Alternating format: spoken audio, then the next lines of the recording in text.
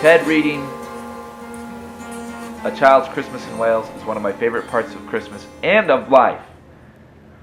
It's like all of the New Vic family gathers around to listen to Papa Ted tell us our favorite Christmas story. It's a nice moment for the audience and the cast of the Christmas concerts together, because whoever comes and sees those three performances,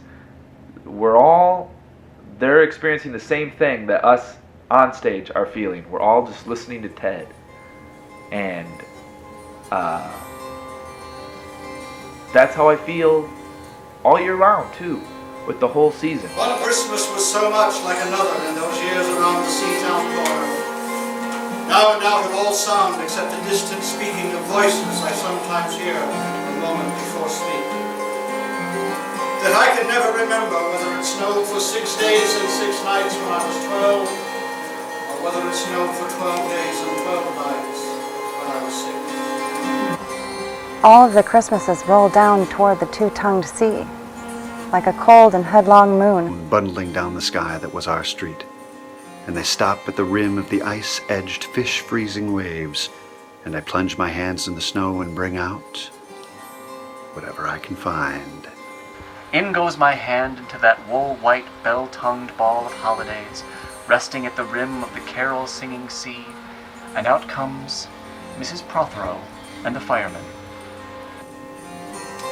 It was on the afternoon of the day of Christmas Eve, and I was in Mrs. Prothero's garden waiting for cats with her son, Jim. It was snowing. It was always snowing at Christmas. December, in my memory, is as white as Lapland, although there were no reindeers. But there were cats. Patient, cold, and callous, our hands wrapped in socks, we waited to snowball the cats. Sleek and long as jaguars and horrible whiskered, spitting and snarling, they would slink and sidle over the white back garden walls. And the lynx-eyed hunters, Jim and I, fur-capped and moccasined trappers from Hudson Bay, off Mumbles Road, would hurl our deadly snowballs at the green of their eyes. The wise cats never appeared. We were so still, Eskimo-footed Arctic marksmen, in the muffling silence of the eternal snows, the eternal ever since Wednesday, that we never heard Mrs. Prothero's first cry from her igloo at the bottom of the garden. Or if we heard it at all, it was, to us, like the far-off challenge of our enemy and prey, the neighbor's polar cat. But soon the voice grew louder. "Fire!" cried Mrs. Prothero as she beat the dinner gong. And we ran down the garden with the snowballs in our arms towards the house. And smoke indeed was pouring out of the dining room, and the gong was bombulating, and Mrs. Prothero was announcing ruin like a town crier in Pompeii. This was better than all the cats in Wales standing on the wall in a row. We bounded into the house laden with snowballs and stopped at the open door of the smoke-filled room. Something was burning, all right. Perhaps it was Mr. Prothero, who always slept there after midday dinner with a newspaper over his face. But he was standing in the middle of the room and smacking the smoke with a slipper. Saying, "A fine Christmas!" There was no fire to be seen, only clouds of smoke, and Mr. Prothero standing in the middle of them, waving his slipper as though he were conducting. "Call the fire brigade," cried Mrs. Prothero as she beat the gong. "There won't be there," said Mr. Prothero. "It's Christmas." "Do something," he said. And we threw all our snowballs into the smoke. I think we missed Mr. Prothero. And ran out of the house to the telephone box. "Let's call the police as well," Jim said. And the ambulance. And Ernie Jenkins. And Ernie Jenkins. And Ernie Jenkins. And Ernie Jenkins. And Ernie Jenkins. And Ernie Jenkins. And Ernie Jenkins. And Ernie Jenkins, he likes fires. Ernie Jenkins. Hi there, everybody at the New Vic. This is Chris Usda, wishing the Kistlers, the Fernies, and all of the New Vic members a very happy 50th anniversary. Congratulations. Believe me, I still carry those memories with me today. Certainly the great people I met and got to work with, the good times, and of course, all the laughs. So once again, congratulations, and here's to 50 more. Thank you, Ted, for all the years that I've had down there. 28, somewhere in that neighborhood. I'm pretty sure it's around 28. And thank you for all the opportunities that you gave me. They were opportunities that I probably never would have gotten anyplace else, and nobody ever would have given me a chance. And thank you for giving me some rain, because I had learned a lot before I came down to the new Vic. But what was nice is that you let me apply it, and apply it in my own way with some help from you.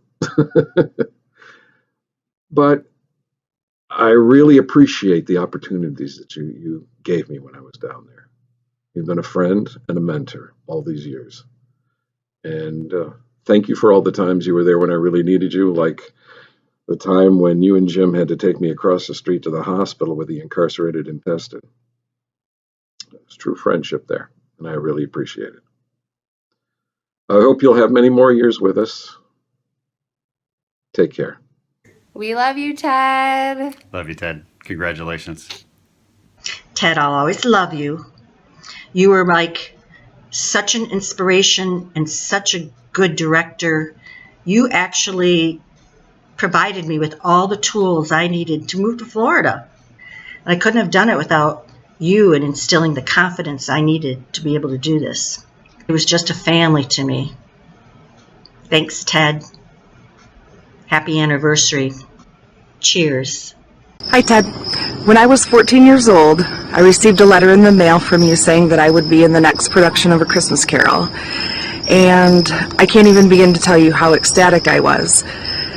However, what I didn't know then was how ecstatic I should be, because I had no idea how important the New Vic Theater would be in my life. I can't thank you enough for creating this place that I love, and for giving me the opportunity to be a part of this family. It truly is one of the greatest gifts of my life, and I can never show you enough gratitude. Thank you for allowing me to learn from you, from being a great mentor and a great director and a great person to be around and grow up with. I love you, and I wish you only the best. From sunny Florida, Ted, congratulations on 50 years of the magical New Vic Theater. I'm happy and proud to say that I was there for 15 of those 50 years, and I wish you much more success. Love to you all, and congrats again. I want to thank Ted Kistler for being such an amazing director throughout my years at the New Vic Theater. You've made every single one of my experiences down there just so wonderful, and I'm so grateful to do shows down there. Thank you so much. Hey Ted, it's Angie Bearden.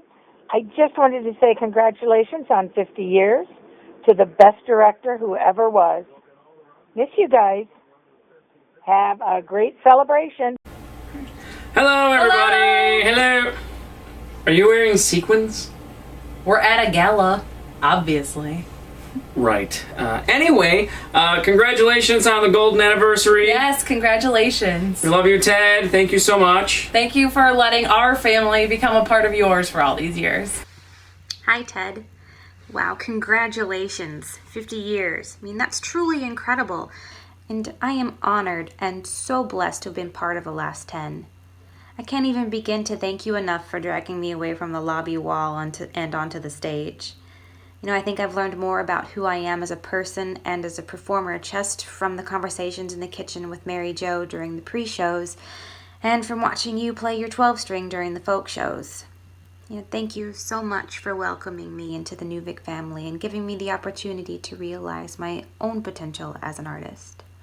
Christmas Carol will forever hold a special place in my heart, and I hope that one day when my family is older, I can return to the stage and perhaps bring a new Tiny Tim along for the ride.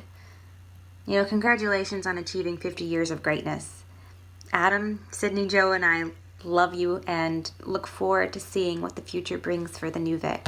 I spent 11 years at the New Vic, 11 Christmases at the New Vic doing Christmas Carol and Christmas concerts, and the New Vic to me means Christmas. I have to credit Ted with a lot of my success in my current life. I came to the New Vic and I found my I found my confidence. I found my voice, not my singing voice, unfortunately, but I did find my voice and my confidence, and it has contributed greatly to a lot of the success that I enjoy today. Hiya, Captain. I couldn't let this big occasion go by without saying a few things and let you know how much we all love and appreciate you. Thank you for 50 years of giving all of us a space to play and enjoy, laugh and cry, and let our egos soar, and safe place to land when our talent doesn't match our egos. Thank you for letting us lose ourselves and find ourselves. You are a wonderful man, and we all love you. Thank you, Captain, and happy anniversary. Hi, Ted. Happy 50th anniversary. When I think back, oh boy, to 1977, how you gave a very, very young, unknown girl a chance, not knowing what she could do, and then cast me in the Sunshine Boys, I can feel nothing but love. You and Mary Jo opened your hearts to me and opened your home and your family, and it became my second family.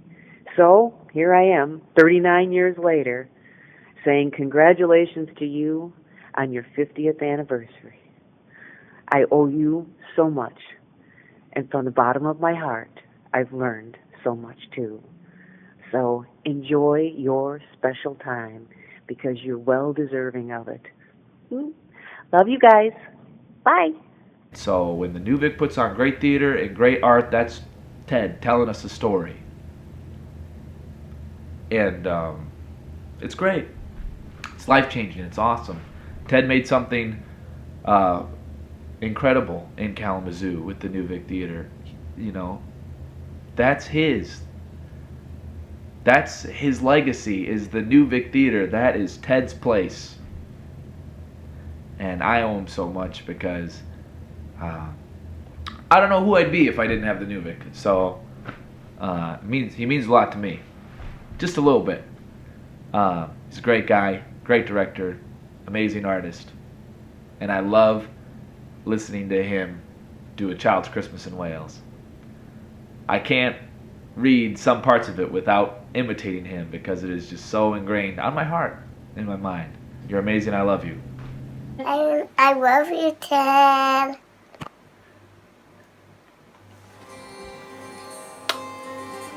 Years and years ago, when I was a boy, when there were wolves in Wales, and birds the color of red flannel petticoats whisked past the heart-shaped hills, when we sang and wallowed all night and day in caves that smelt like Sunday afternoons in damp front farmhouse parlors.